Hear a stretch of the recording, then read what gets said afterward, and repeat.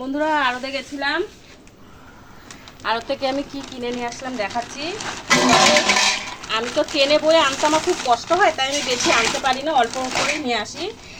আজকে আমি এনেছি আমার দিদির জন্য কিছুটা, ও ভালোবাসে খেতে। এই যে বড়, কত বড় সাইজের কাঁকড়া। মোরা কামড়াবে, দাঁড়া আমি ঢালি দাঁড়া। দূরে গিয়ে দেখ, দূরে গিয়ে বাবার জ্যান্তই তো। এই যে নিয়ে এসছি, আর সঙ্গে এই যে মাছ নিয়ে এসছি। পালাচ্ছে তো, পালাচ্ছে। এই বাঘা এখন শুরু করবে এগুলো নিয়ে। আমার তো খুব ভয় লাগে যদি আঙুলে কামড়ে দেয়।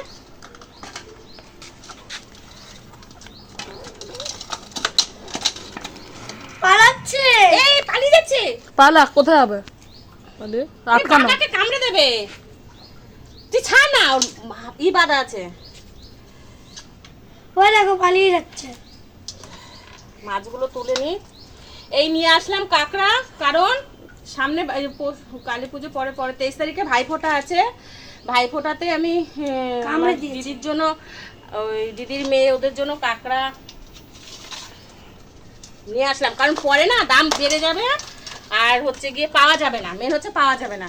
ঠিক আছে বন্ধুরা, আমার বাজারটা কেমন হয়েছে ওতে অবশ্যই বলবে। কাঁকড়াগুলো স্পেশালিস্ট কাঁকড়াগুলো আমার দিদির জন্য আনা হয়েছে, আর এইগুলো আমি আজকে রান্না করে ফেলবো। পালিয়ে যাচ্ছে এই মাছগুলো এরকম আগে কিন্তু খুঁটাবে।